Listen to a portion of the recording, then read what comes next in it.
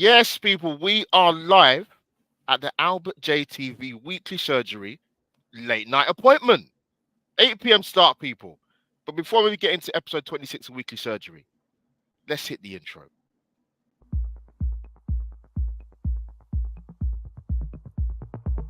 Footballing community. Waiting time is now over. The Albert JTV practice is now open. The surgery required is Premier League talk and any other business. Let's get to work. Welcome to the weekly surgery.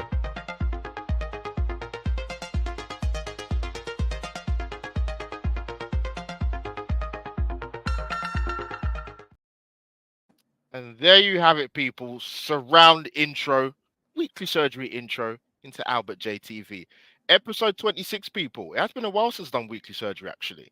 It'd be interesting if I get the banner going along the screen. Of course, I've got amazing guests with me. Well, apart from the team she supports, but other than that, I love her to pieces, to be honest. But people, obliterate the like button. You can watch this live on Facebook, YouTube, and of course, formerly known as Twitter, but it's now called X. But I still call it Twitter anyway. So people watch and share and like on all three platforms. Now, as you can see, people, I've got a special guest with me. This is almost like a football Tinder date for me because this is me and Holly alone. And actually, she hasn't got the responsibility of doing anything in the chat box because she actually is officially a guest. This is not a collaboration. Well, it is, but it's not, technically speaking, because it's only going live on Albert JTV.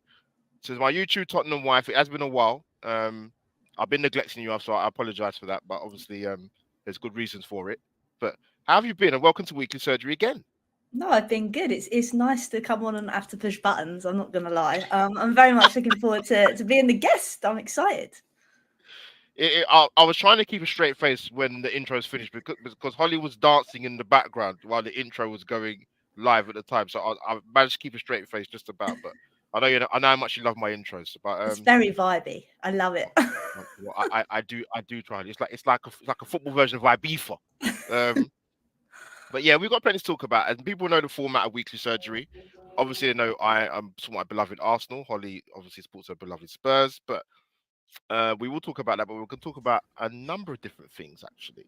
So what we're going to do, we're going to kick off with something that's been spoken about for quite a few days, maybe even a week.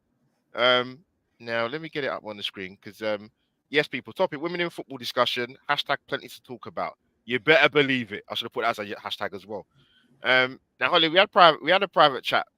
Obviously, we talked about the agenda of the show. Now, I know you didn't really want to sort of kind of talk about it, but I did want to talk about it with you because I have a lot of love and respect for you. I think you're an amazing content creator, and I think with what's happened in the last 3 or 4 days, maybe a week or so, whatever it's been, because of a certain Mr. Barton. We know the intentions now. Well, we do know now why he's been doing what he's been doing. But I think I was kind of thinking about how I was going to broach this subject with you because I know you didn't really want to talk about it. But I think the first thing I want to say to you is what kind of made you want to get into the football side of it with a YouTube channel? On top of that, how have you found it? And I'm going to ask it in two different ways, if this makes sense. So I'm going to ask you how you found it in terms of when you first started, and then obviously fast forward to how you feel about what you do now in terms of how you enjoy it and the negatives and the positives, if that makes sense. Yeah, so I kind of got into it during lockdown. Like most people, found a new hobby during lockdown because although I was playing quite high football at the time, I wasn't really enjoying my football anymore. And I knew that I loved watching Tottenham. So I thought, why don't I combine the two, talk about football with other football fans? So that's kind of what got me into it. And then from there on, fast forward to now, I do a show every Monday, and I've been lucky enough to get so many different guests on, from ex-players to people on the telly. And it's really nice to have that feeling that actually some people actually think I do talk some sense, which is quite nice. I know it's not all the time, but when it's not actually. No, it's not all the time actually. No, but go on, speak. Go ahead. Sorry. But yeah, I mean, I found the journey okay. I think I found it worse when I was on Twitch and playing FIFA, because I thought before I started talking about football, I'd play FIFA, and you'd get a little bit of negative like talk. But to me, I just felt like, you know what, if I'm going to entertain it, they'll probably get bored, and that's normally what happens. I think people that kind of start this kind of chat do it because they want to rise. And if I'm not going to give it to them, it doesn't really matter. So that's why I just kind of banter and ignore them, basically. I think that's just the way I approach everything, if that makes sense. If I want to do something, I'll do it because I enjoy it. And no one's going to tell me that I can't, basically. Because I've had you on for my content series, people, for life stories, which I've had some amazing guests on. And particularly with the female side, I've had yourselves and Everton Rose on. I've had PG Princess Guna. I've had Sophie. I've had loads of female representation, and I've always asked the same question in terms of sort of how you found it as a female within a manosphere space in terms of football.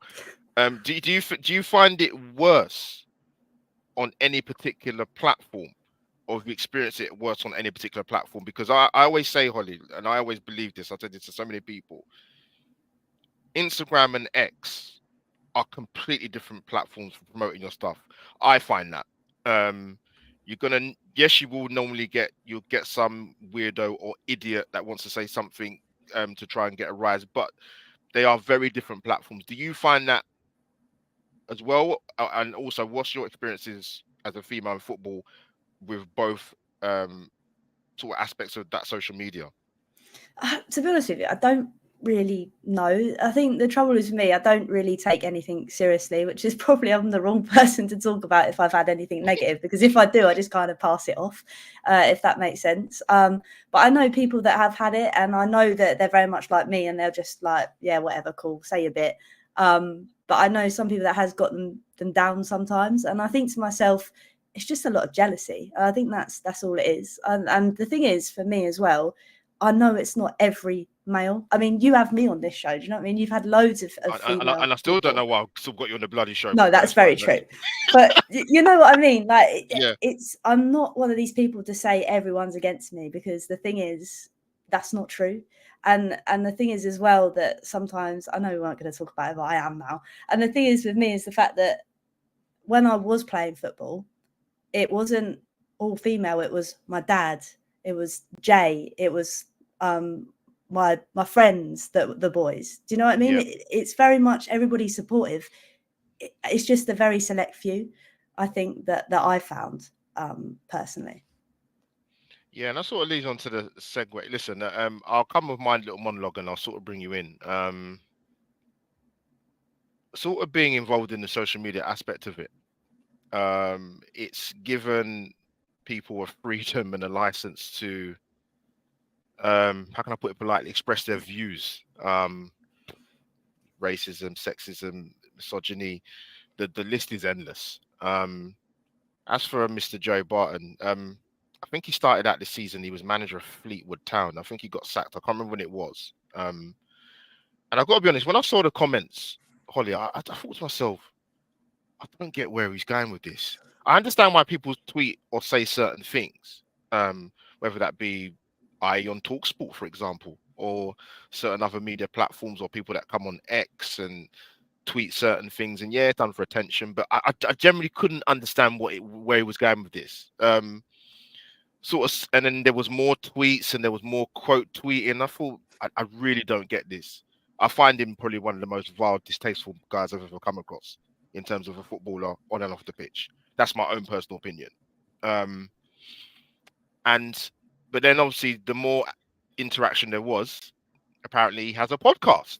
I don't know whether that's actually gone live yet or he's had it before. I don't really know. I don't really care. But then it kind of made a bit more sense. But what was your sort of initial thoughts? Generally, what you heard, and obviously as a female with being involved in the space as well. But before you come in, I thought it was interesting. I thought Emma Hayes spoke brilliantly actually when she was asked the question. And I think this is my own personal view as well. And I agree with what she was saying. I think football, out of many sports, is probably the one sport where I think she mentioned the word male privilege is still quite large in existence. So yeah, just your general thoughts about my monologue and the sort of the comments that have come out. Well, in true Holly fashion, I decided he was an egg, and that was it, and moved on. I don't know. I just don't really have time of day for it. Like I said, if I want to do what I want to do, I'm not going to let someone stop me. And I watched the Emma Hayes thing, and I Yeah, think it's she put brilliant. it brilliantly. But I also think as well, on the flip side, like I said earlier, throughout my whole footballing career, throughout doing this, it's always been okay. There's my friends are female, etc., etc. The people I played with were female, but it's always been that my male friends and my male loved ones, like my dad, etc., that have been behind me as well. And I think sometimes, as much as there is a bad press, i.e., Barton, there is a lot Yeah, of good men out there as well, if that makes sense. And I think sometimes when this argument is thrown about, that's kind of forgotten a little bit, if that makes sense. yeah, and I think the strange thing, obviously, is the hashtag her game two movement has been around. I don't know what, maybe 2.5, 3 years, maybe a little bit more. And you got the picture of him with the cutout. Now, and I think to myself, well, either you was doing it as a token gesture, or you've had the thoughts that you've had. And I think as well, Holly, obviously Kevin Keegan came out a few weeks ago and spoke about women talking about football in terms of the men's game and the punditry side of it. Um, and it's a strange one because I see, like I said, if I'm going purely by what I see on the socials, people moan all the time. So I have it in my fan base. I see you probably got it in your fan base. They don't like this commentator, and this is nothing to do with being a woman, by the way. I see Mm-hmm. people, Seb Hutchinson, I got turn these. And I'm like, well, if you feel that strongly about the commentary, I mean, firstly, who do you want? Who do you want them to do it? That's the first thing. And secondly, if it really offends you that much, you can watch it on mute. Mm. Football's not going to stop because certain commentators not going to be able doesn't commentate in the way that you like. Um, like I said, when people do things, there's an intention behind it, and we know why he's done it. I mean, I've not been funny. I don't really see. I'd be shocked. I don't think it'll happen. I don't think Emma Hayes will end up going on these podcasts person. I think she's got bigger. I think she's got bigger things to worry about. But I think the wider problem you had, Holly, I don't know if you agree, but is, for example, whoever watches Gillette Soccer Saturday, they go to the people that commentate on the games, whether that be in the Championship or League One, maybe even League Two sometimes, and obviously you have a lot of female representation that do that. I mean, Bianca Westwood did Sky for years, but don't do it. I don't think she does it anymore. But there's quite a few of them. Katie Shanahan, there's quite a few of them, and the problem of what Barton was saying, whether you agree with it or you don't agree with it, because for some reason in this country we have to debate everything.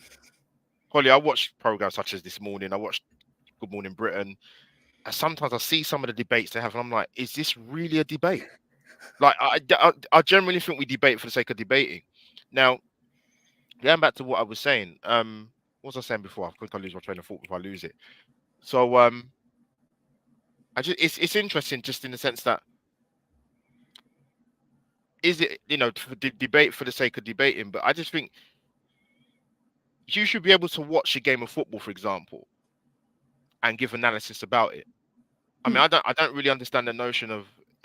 I mean, if you're a female and you play women's football, I mean, obviously they wouldn't play men's football, but surely you can sit there in the studio and analyze tactics and formations and why a team's not playing well. I don't really understand how that correlates, but yeah, I think that's what I'm saying, Holly. Yeah, so the people that do great work on sort of commentating on games is that I think the issue that you saw was when Mr. Barton says what he says, it gives license for people to say what they want to say. So I'm sure some of the female co-commentators or commentators were getting it in the neck from certain sections of the opposite sex, and that's what you don't want to see because at the end of the day, they're only doing their job. Mm. They're talking about football. They're giving what the best of a 2-minute update every 15-20 minutes, or when there's a goal scored. So you might not even hear from them for most of the match anyway. So yeah, sorry, I thought you were going to come in. Sorry. No, I was just going to say, I think it's just like you said. There's, for me, regardless if they're male or female, there's for me, it's not a sexism thing, it's a preference. For me, sometimes, like, I'm not going to name names, but there's a certain ex-Spurs player that I can't stand on Champions League games. But that's not because he's a man. That's because I just can't stand him. Do you know? I think sometimes when you bring sex, it just like blows everything out of proportion. But I 100% get the things he's been saying, and for those women that work in the industry, I can totally understand it's probably opened the floodgates for a lot of poorly worded opinions, such as the one that Joey Barton formulated in his brain and then put to X. And I think that's just the kind of thing that I'm sat here thinking, you know what? And I think Alex put it 100%. I think was it after the Chelsea Alex Scott, Arsenal yeah, game? yeah, I Yeah. saw that. I did see that. And it was the fact that we're in this game and it's made it a better place for everyone. And I think that's the thing. I think that's what we all kind of forget. Football is for everyone. So everyone is entitled to have their opinion. If I want to call, I don't know, Romero an egg for nearly getting sent off at the weekend, I'm going to say it. Do you know what I mean? I think that's just what we have to think We're about. definitely going to touch on that. Don't worry about that. But no, I know you're. Yeah, no, fair play, Holly. Like I kind of, I was thinking about how I was going to sort of tackle this subject. I have no problem talking about many aspects of football on and off the pitch, by the way. But I just thought it was I just wanted to get my YouTube Tottenham wife's opinion. But yeah, listen, comments like it don't help because, like I said, it gives a license to a lot of people to feel they can have a go. If you don't like women's football, you don't like the commentary, you don't want to hear the pundits, then just I watch the listen. football. Yeah, just put it on mute at half time or the pre-match, post-match, whatever. But yeah, I'm sure he'll get many people that won't go on his podcast, and so be it. Yeah, but yeah, family, thank you, Holly, for your amazing insight for that. We're gonna gear change. I want to talk about this, Holly, actually. Lauren James, hashtag temperamental, hashtag don't waste your talent.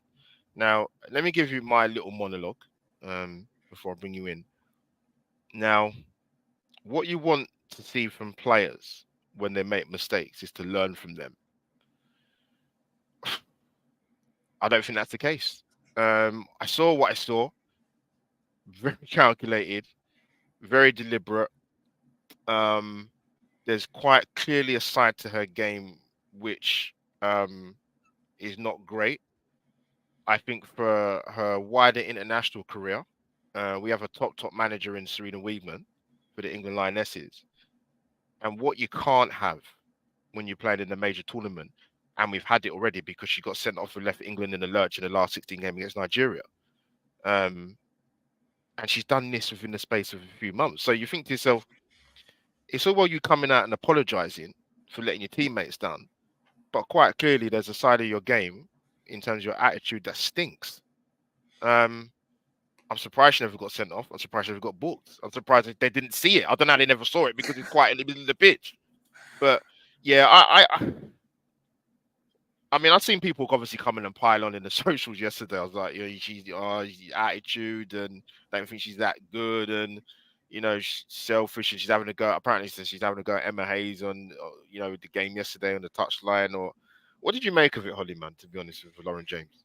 I think it's exactly what you said. It's just not learning from what happened in the World Cup. We all kind of saw that, and we all knew that that's her kicking out, and she's quite literally kicked out in this WSL game. Like, it's a madness. My brain can't compute how she thinks that's okay to do. And I get it. Well, as players, you get frustrated, but you can't take your anger out on an opponent. Like, it doesn't make any sense, especially when it's okay. If you're going in for a 50-50 challenge and you leave a bit on, I'm not going to say that's okay to do, but you know what I mean? That's technically in the game. But to just do it when she's blatantly stood there and you're just walking past slyly and just giving her a little tickle down the well, I say tickle down the shin, a legit kebab down your skin. You're kind of thinking, it's not quite right. So, and it's like you said, the fact that she has got abundance of talent. We all saw it on the world stage, and she's just letting herself down, really, isn't she? Yeah, and what I will say to go even further, as I said this before. This is probably the one. This is probably the best crop or group of England players I've seen, Lionesses players, for years. As talented as she is, England have a very, very good squad, and you know they got to the final without her.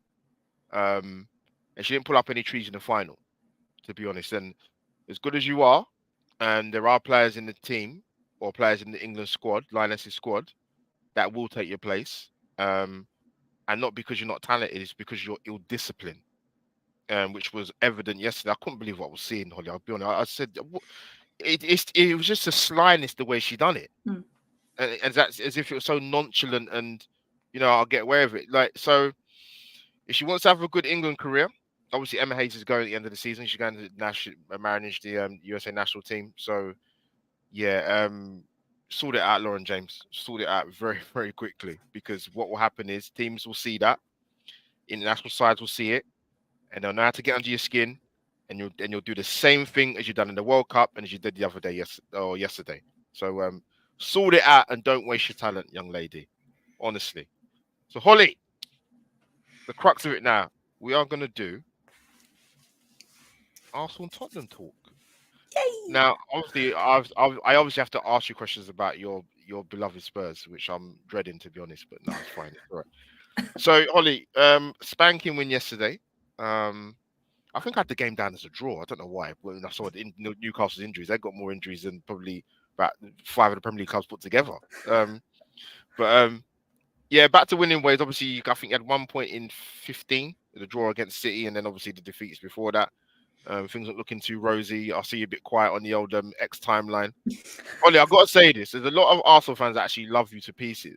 But they have said to me they had to absolutely mute you because they were sick to the back teeth of your constant tweets and gathering about Tottenham and Big Ange and the rest of it. But yeah, I thought I'd share that with you. But so yeah, emphatic win. Was it yesterday? Was it? God, I feel like it's like 4 days ago. Yesterday. I know. Yesterday. So how are you feeling after yesterday's win? And obviously, before that, you're on a bit of a sticky run. Yeah, I think yesterday's win was much needed. I think there's been too many times where we just haven't been clinical enough. I mean, even in the game against Newcastle, we probably could have had 8, but we just can't seem to find the back of the net. And I think that was kind of, obviously, the West Ham game was annoying, especially obviously being so in control, and then those 2 goals obviously absolutely causing us to have a meltdown. But then obviously the Newcastle one was a totally change of events. It was great to see Sonny obviously come in. Rather than playing down the middle, he's playing out wide, which we haven't seen for a very long time from Sonny, especially with obviously Richarlison not managing to bag any goals. But he managed to bag 2 this time, so that was lucky and lovely. So no, I was very pleased for him. Yeah, it was just a whole different kind of gear change. I think the nice thing was that we went 2-0 up, got to half time. And then there was a bit of 10, 15 minutes into the second half. We were thinking, oh, no, not again. But then we managed to get the 3rd and then the 4th. So I was very pleased, to say the least. We very much needed it. Yeah, what was different with that game yesterday in comparison to the other? I know you got the draw at City, but because, I mean, that West Ham game, I watched that game. I couldn't believe what I saw in the second half. That West Ham were dreadful in the first half. I've never seen a team give a London opposition so much freedom with the park. I couldn't believe what I was seeing. And then in the second half, I don't know what happened.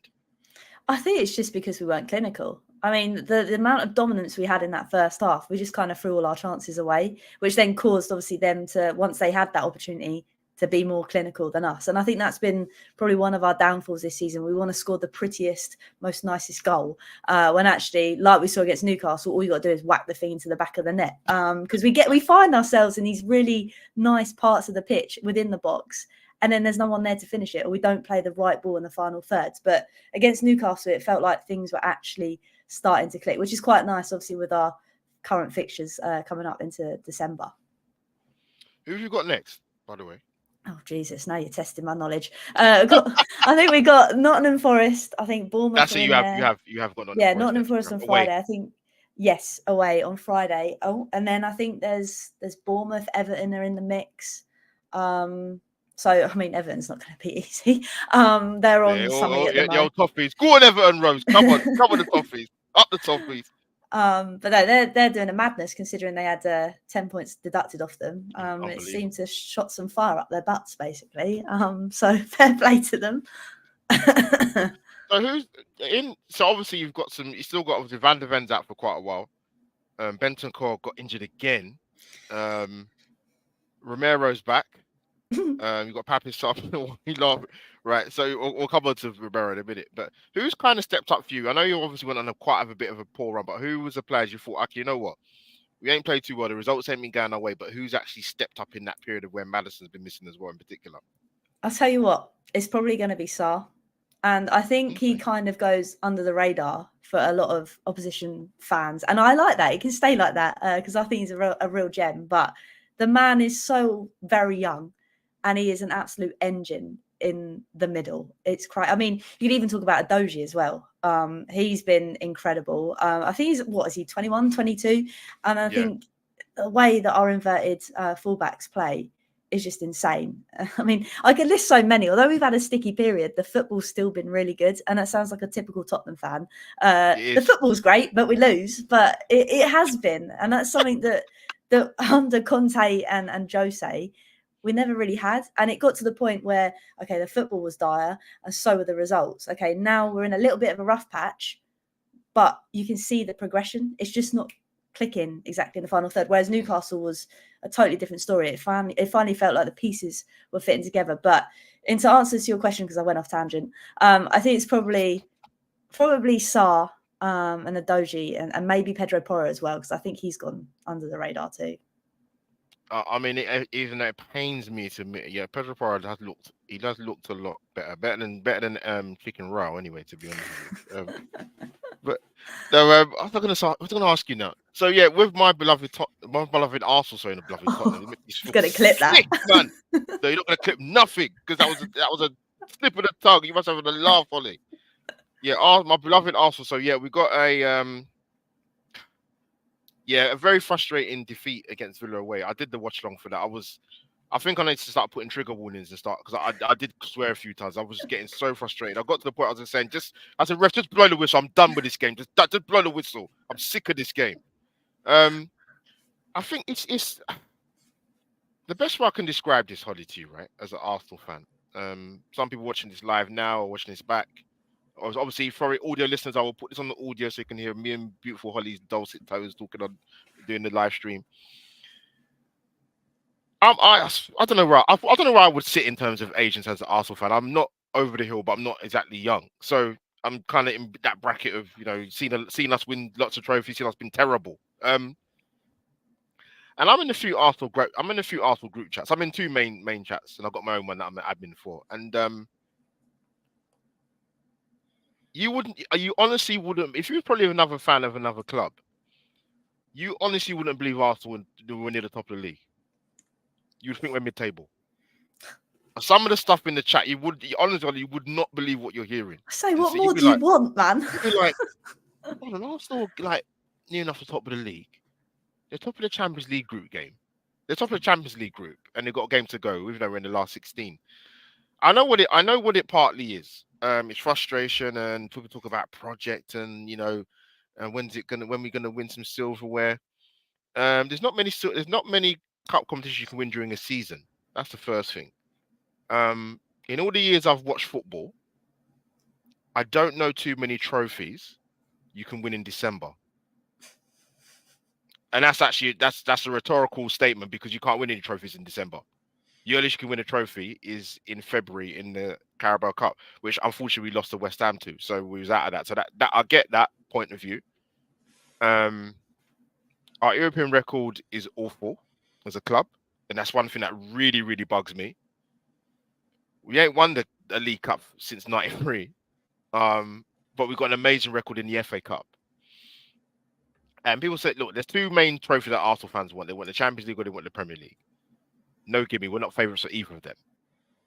So when you throw all them things into the mixer, and like I said, some of the group chats that I'm in, I'm like, I don't know what else you want at the moment. Because Klopp won the Premier League title for Liverpool in his 5th season. If I got that right, people fact check that. Holly, fact check it if you can. If you can multitask. I think he won the Premier League in his 5th season. People go, oh, yeah, but he won the Champions League before that. I'm not talking about the Champions League. I'm talking about the Premier League. I'm being specific for a reason.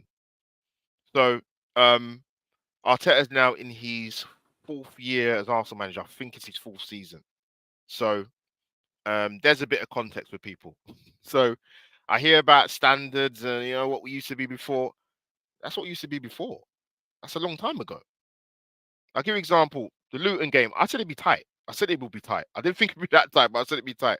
Oh, we're Arsenal. You wipe the floor with them, and I said no. I said look, and we didn't. We beat them 4-3. Playing Villa, I said at the time, people will say, "Oh, you've been defeatist." I said, "No, I'm not being defeatist.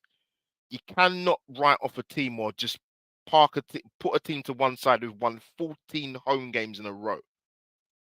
I said I would take the point and run. Oh, we're the Arsenal. I said, what? Why are you so entitled? I said Villa are not a poor side, and we went there and lost. I don't think we did enough to win the game. I think we definitely should have got a draw with some of the chances we missed. But yeah, it's a weird one in the Arsenal fan base, Holly, because it's like I get the desperation for winning a league title or a Champions League, but it's not easy. And you can't win trophies in December. I know how much you appreciate Arsenal doing well, Holly, and aiming for things. I want to ask you on this question, right? What have you made of Arsenal so far this season? Annoying. Let's put it that way. Declan Rice annoys the hell out of me because he manages to pop out of nowhere and score a late-minute goal. Winds me up. But no, on a serious note, without my Tottenham hat on, you are doing quite well. Take your time. It's nice half you. I know you're doing quite well, and it's frustrating. As a Spurs, especially if I think the thing is with trying to put my Tottenham hat on now again. I think the way we started, considering we lost Harry Kane, considering all this, I know teams have injuries, etc. But the fact we had all those injuries and silly suspensions because our players were silly, it kind of stepped us back a bit. Whereas I think if we didn't have that, we still had Maddison, we still had Mickey van der Ven. We'd probably, I know we're not far off of you, but we'd probably be neck and neck with you, if that makes sense, which is a frustrating thing from my point of view. But the fact that you've managed to grind out and get points, I know Villa was unfortunate for you, which I loved. It was true that was true that you said the fact that obviously Villa are a good side, and they were a good side because they were against us as well. It's just very frustrating being a Tottenham fan and seeing you. But then I'm also thinking it's so much better this season because we're not playing Conte ball. And as much as I was a fan of Conte ball because I thought he was going to win us something, it didn't. So I'm fully behind, obviously, the Ange trainer. And you like that with every manager. Whatever manager comes in, you'll back them to the hill. But yeah, this season I'm feeling a bit more confident, a bit more excited because I feel like there's actually finally...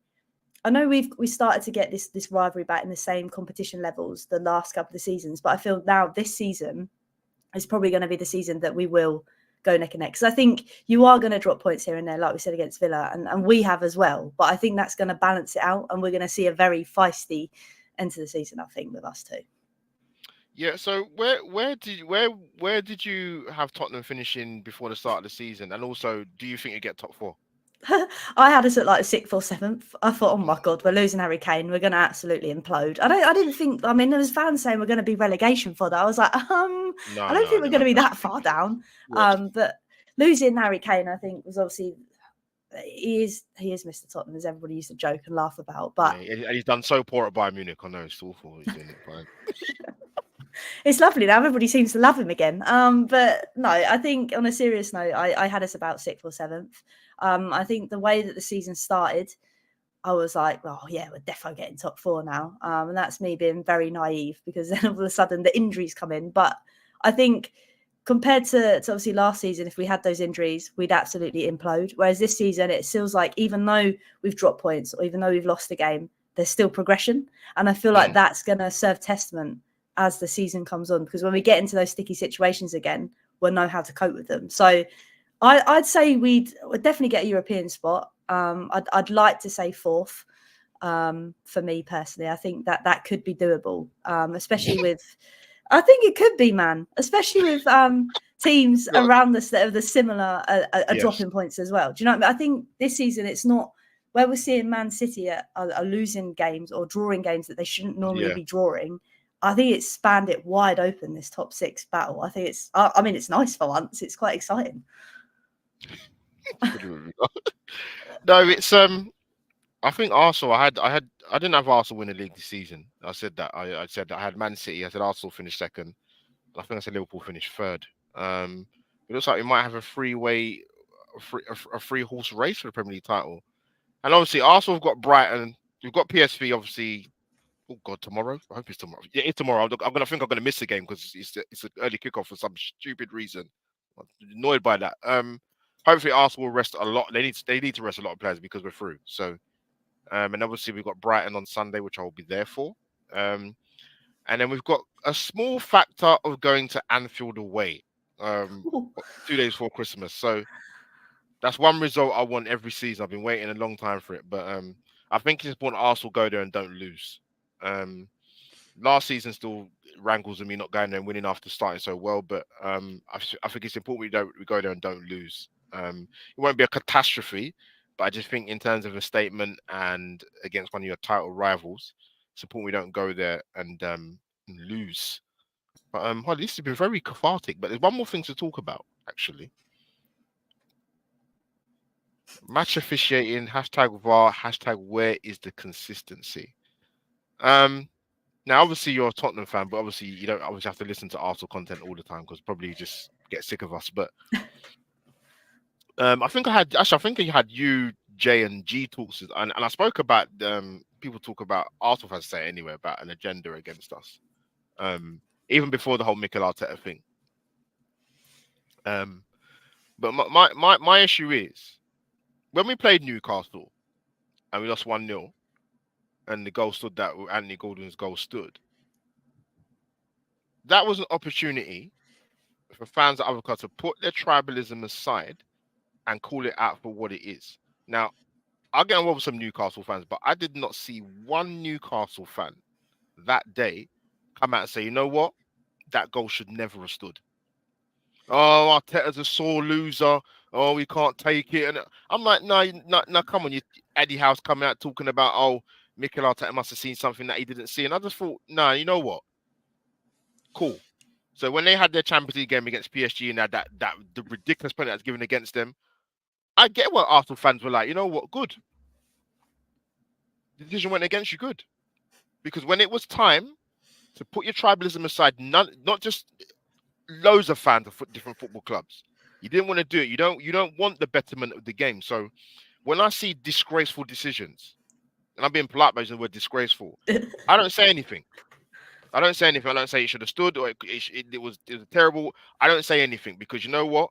When we was in the mud with a terrible decision where the goal should never have stood, nothing.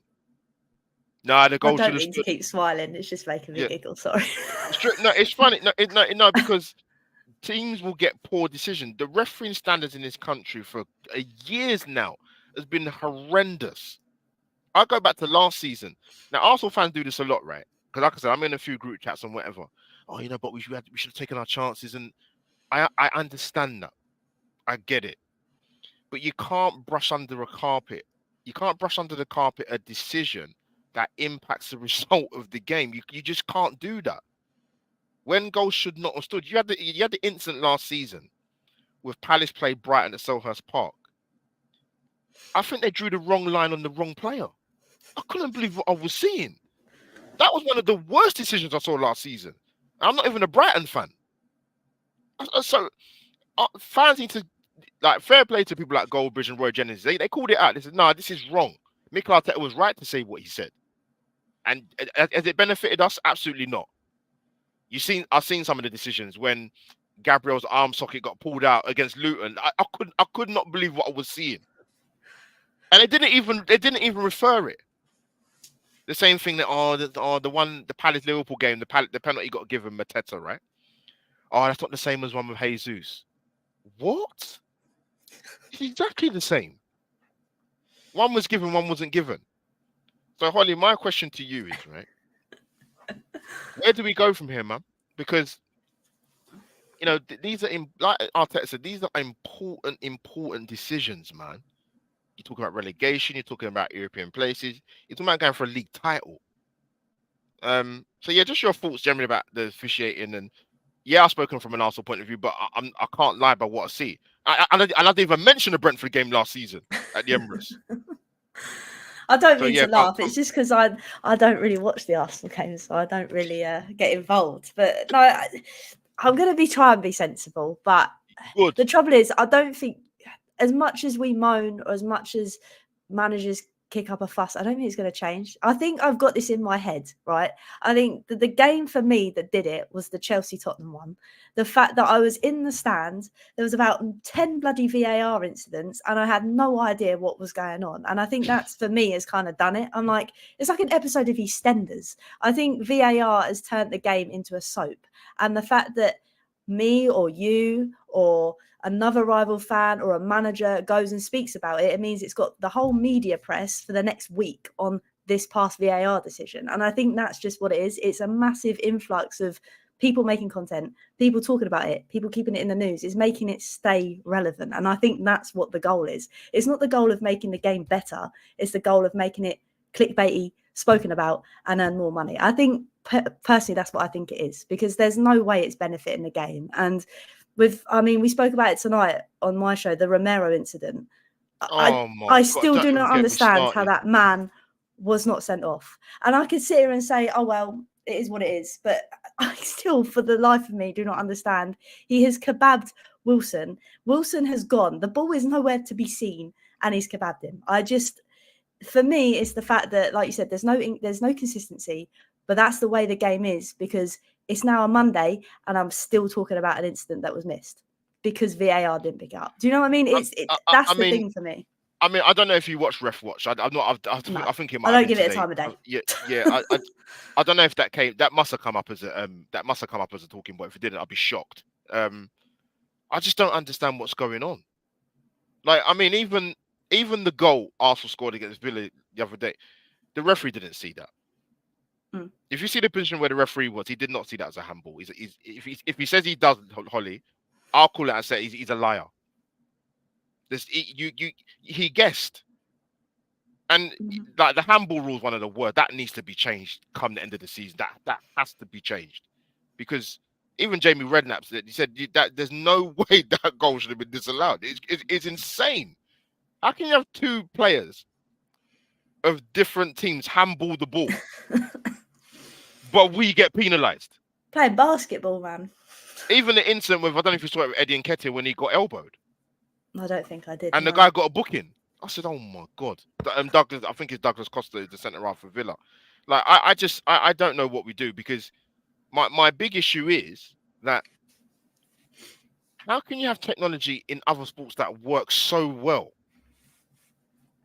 and we've got worse with technology? Do you know what it is? It's because of money. We're still talking about it. That's what it is. Money in terms of what? You think it's corruption? No, I think it's in terms of, let's keep a talking point going so media outlets can keep talking about it and generate more. I think that's what it is. I purely think that it's like an episode of EastEnders every week, and we're always talking about it. And you made aware that apparently the referee that refereed the Arsenal Villa games is a Liverpool fan? Well, there you go then. It makes sense. Like, it's just, and the thing is that makes me laugh is the fact that they don't think fans can see it, and it's like, we're not thick, but I don't think there's anything we can do, because, like I say, we as fans, we're not going to sit here and not say anything. We're going to want to get involved with this discussion, but as we get involved, it's like a snowball effect, and it just generates more. I personally think that's what it is. Yeah, because people said, look, I think that's the case with where Mikel Arteta made the comments. I don't think it's Arsenal. I don't think we got awful decisions before he made them comments. So this is even worse now. Like, it's true. Like, I don't know what to say anymore. I generally don't know what to say. I mean, we can't just go, oh yeah, they make mistakes and they're humans. If any manager comes out and says that, I don't care of any football club, you're talking bollocks. Like, you can't say that. You cannot say that. That's wrong to say that. You cannot watch games of football and see the decisions you're seeing. You saw the penalty incident with Jesus. And Karen Carney and Redknapp are like, oh, yeah, there's not enough in it. I'm like, did Douglas Luiz get the ball? Ask yourself that question. Did he get the ball? We know the answer to the question because we saw the highlights. We saw the replay. I don't understand. The thing as well. The fact that we sit here as fans and we watch the replay, but they can't see it. It blows my mind. It really does. And I think it's never going to change. Unbelievable. Mm-hmm. So, yeah, I don't listen. They could bring in 10 Howard Webbs. It's not going to make a difference. I just don't know where we go. And I fear I mean, we got Liverpool away. I don't know what's going to happen in that game. I know we got Brighton before that, and I don't know what's going to happen. And I fear. I honestly fear for Arsenal that day. I don't know what's going to happen. There's people like me that's going to enjoy it, but then when it happens on my foot, I'm going to lose it. So You see, that's the joys of obviously, football. you saw with Mikel Arteta, the reason why you heard the reason why he was in the stands for Saturday, right? Didn't he For kick over off or something on the? no, for over excessive celebration against Luton. Wait, what did he do? He Because got you he know got that I yellow, can't yellow stand card. him. He Oh, got yellow did he? card Oh for dear. celebrating. See, my But a manager few, don't really celebrate, so I don't but understand it. but a few weeks ago, Roberto De Zerbi was hurtling across the pitch, and I know. nothing happened. It's just crazy. My man turned around and said he hates 80% of referees, bro. He said that. Roberto De Zerbi said that, and nothing happened. Oh dear, that's So quite yeah, funny. no, it's not funny, Holly, because it's great. It's the consistency. I Where know. is the consistency? Until it happens to me, I don't care. No, I'm joking. That sounds No, really bad. but you can't say that. No, I you know, shouldn't I say that. know, I Like I know. said, I did not see one Newcastle fan come at that day and say that goal shouldn't have stood. No, Oh, they Arteta was won't though. complaining. They won't. That's what it is. Yeah, but they weren't saying that when they got the penalty decision against them against PSG, though, didn't they? But that's the argument. It swings in roundabouts, isn't it? That's And what I that's can what turn they'll around and say. say, as a fan, that there's no way that should have been given. But apparently, the way they view handballs in Europe is different from the Premier League. I don't know But why it's it's the different. same game. That's what confuses me. It's the They same have a game. different threshold, don't they? As to what they Oh yeah, give. don't talk to me about handballs and Musa Sissoko, please. Let's move on. But yeah, Romero, I don't know how honestly, he did one early this season away to Bournemouth, and I don't know how he got away with that one. He's a What very, is very wrong? lucky What boy. is wrong with him, Holly? I think he just sees red. I generally think that's what it is. So wait till he plays you. Someone's getting kebabbed. Bad. No, honestly, we were talking about it tonight, and we were I saying could not believe he stayed on. the I thing could is, not believe what I was seeing. no, and the thing is, he is for us, and you'll probably disagree, but I wouldn't say he's borderline world class because that's talking out of my head or out of my butt, basically. But That's what I'm saying is, preposterous. he's a very, very good defender. He is a very good defender, but the thing that lets him down is his head. Because there's going to, I mean, we've already seen him suspend once this season. If he He got could that have got a red, 3-game ban. another one. And then we're thinking about if we lose him for this many games a season, is there a point of having him in our team? Which is ridiculous because of how good he is, but his temperament lets him down. I know we were talking earlier about Lauren James. It's kind of the same kind of instance. Obviously, there was a bit of hoo-ha between him and Vicario, and I don't know whether Yeah. that's why he decided to take him clean out, but you can't do that, and especially where he's part of the leadership team. Imagine, like, what does that actually do to the rest of the team? Be like, oh yeah, it's all right to just kick someone up in the air. Do you know what I mean? Yeah, it's a very tricky conversation, Romero. I honestly could not believe what I was seeing. I said, "Oh my god, what does he need to do?" He's a very lucky boy. Does Wilson have to be on a stretcher before he gets sent off? It's ludicrous, man. You know what? I fear for my team because I think since Arteta's comments, I think it definitely has impacted because, like I said, I don't know if you saw the Luton game where I'm not joking. Gabriel Margulies' arm socket the arm almost came out of his socket the way he got pulled. It was ridiculous, and it wasn't even referred. Oh my word! But if you go back to last season, we played Leicester City away. We score a banger from Trossard. No, the VAR, they picked up the foul by Ben White on the goalkeeper, though. They found that one. I love how you remember all these. My only one I remember is Sissoko, man. Because Holly, there's a catalogue when it comes to us with this happening. So that's why Arteta blew up at Newcastle. It wasn't just because of the goal they scored Newcastle. It was a dossier of incidents before that. And listen, the only way we're gonna not have anything to do with officials in VAR, in terms, I'm talking about Arsenal here, is if we kill teams off. If Martin Odegaard doesn't waste 2 golden chances and sticks in the back of the net, we win the game. It's that simple. The Havertz goal, Saka just offside, scores a goal, but he's offside. Had chances, man. But anyway, enough of that, man. Holly, people, episode 26 of Weekly Surgery. We are 49 minutes and 28 seconds in. It has been a fantastic show with my YouTube top the wife. It's good to be reunited with her. This feels like a football Tinder date. I haven't had too many of them in recent years or weeks or whatever, how long it's been. I can't remember. But Holly's Twitter handle is going along the bottom of the screen, people. But Holly, obviously, I know you support Tottenham, but obviously, because you're on my channel and I love you to pieces, where can the people find you, please?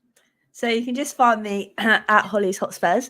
It was Holly Agenbar, and I realised my name's really complicated. So it's now just Holly's Hotspurs. And I talk about Tottenham normally every Monday at 7 Oh p.m. God. because that's the only day I can be organised for. So please make sure you come and have a look if you don't mind coming to look at the better side of North London. But no, Albert, it's been great tonight. Thank you for allowing me to come on and be a No, guest. It's no, been good no, fun. no. I'm gonna cut in there. No, it was great until you made that disgraceful comment. North London is red and will forever be red.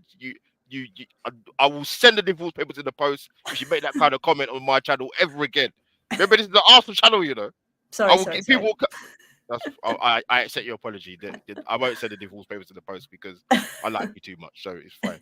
And people, go and follow my esteemed Tottenham YouTube wife on her amazing channel. Any special guests coming up soon? Actually, don't tell them. Don't tell them. Tell I won't me say them. privately if we get Mhm. any like big cheese coming on. But of course, people, your host Albert JTV, Weekly Surgery episode 26. Twitter handle is along the bottom of the screen, and Instagram handle as well. And also, people, if you look very closely, top of either side. There you go. AUMO 57 at AUMO 15. See, I got it all covered, Holly. Got it all covered. Um, People, when I do weekly surgery, I always have to wear black. It's just a part of the trend for weekly surgery. No colors, no colors. I can find my outro. So people, this will go out on the audio for my Apple listeners and Spotify listeners because I'm good like that sometimes. So you get to hear me and Holly. Holly, how does it feel to be a guest for once? I love it, man. I was on a podcast yesterday and I was like, this is so strange as well. Like, I've been a guest 2 days in a row. What is going on? And the people, Holly actually is a moderator for my channel. She didn't know that because she wondered why she got a blue spanner by her name. But you can actually moderate in the chat, believe it or not. Oh, I've got the I'll go live. power, man. You see, I don't normally give power to people that support Tottenham, to be honest. But there you go. But I wouldn't know people what to follow do my. with it. But yes, Arsenal big restaurant player tomorrow and PSV and Brighton. Obviously, Spurs are playing Nottingham Forest away. And yeah, that's episode 26. Weekly Surgery is out, people. We'll be back for open heart surgery on another weekly surgery podcast. Over and out, people. See you soon.